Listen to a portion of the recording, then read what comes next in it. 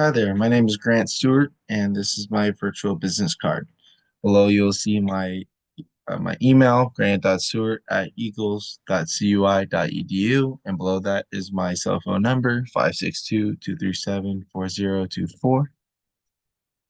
I will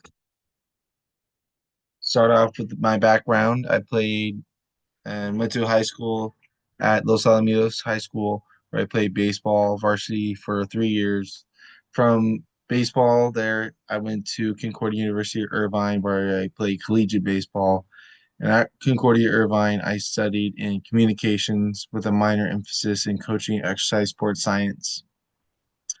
Now that I'm away from school, I'm still in pursuit of my master's degree in coaching. I am one class away from getting that done. And right now, I am the assistant JV coach over at Milliken High School in Long Beach Unified School District. And I am also the head coach of the OC Premier 12U travel ball team. My coaching philosophies, first and foremost, I am someone who understands the game from our new generational standpoint.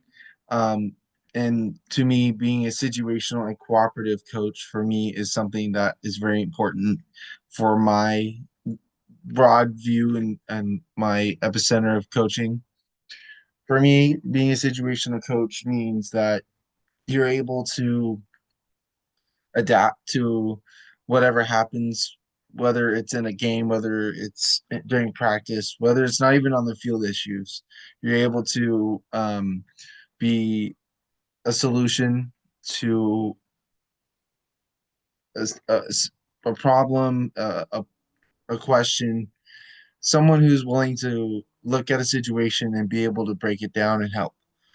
Cooperative, for me, is the ability to be open minded and to take um, advice, even some criticism when being questioned about some coaching decisions being made. It's important for me to keep an open mind and not take anything personal, and to be able to hear people out, even kids on my team, make them feel like they're able to come up to me and tell me what they think I should have done right, whatever. But I feel like being cooperative is very important. Not only does it relax your team and it builds trust, but it also makes them play a little easier because you're not on top of them and it's not a commanding style. Understanding the value of hard work and grit, you can have all the talent in the world, but if you don't understand the value of hard work and you're not able to come to the baseball field every day and practice and work hard, then eventually there's going to be people behind you that are going to make your way up. And it's my job as a coach to make sure that people understand that. Um, Making the most out of victories and defeats. I feel like as a coach, it is very important to make the team understand that losing has its benefits and winning has its downsides, and it's what we take from it. So if we're able to stay humble and we're able to honor our teammates and play for one another as a victory, then that's great. But if we have victories where we're getting it outside of who we are as our identity, then I would say that's worse than losing any kind of game. And making sure that when we do lose, that we take the positives and we build not just physically but emotionally and situationally, where that if we struggled, my team struggles in one area, they're able to be better and bounce back next time. And then playing hard, keeping focused. All I ask of my teammates and all of my players is just play your best. You know, mistakes are gonna happen, but when things do get out of hand, just keep playing hard and then go back to what we learned with our practices and just focus on what we learned and you'll be fine. Core values. As someone who leads by faith, I feel like leading by God's example is something that I take very seriously, which means you have to be a very strong role model to the players because not only do they look up to you, but the kids that I coach are at a very important age where you can either impact them and keep them positive and keep playing, or you can be the hard coach that has a bad taste in players' idea of playing baseball further past high school.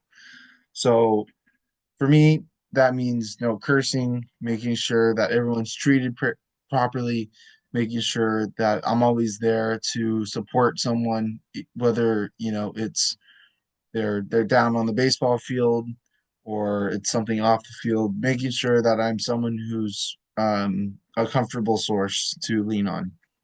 Being humble, I talked about this earlier. Being humble is something that I consider is a very most important value in my opinion. As someone who, as said, leads by God's example, God teaches us to be humble and have humility. And like I said, and if we're winning ball games and we're boasting and not showing the right example, um, to me that's worse than any physical defeat.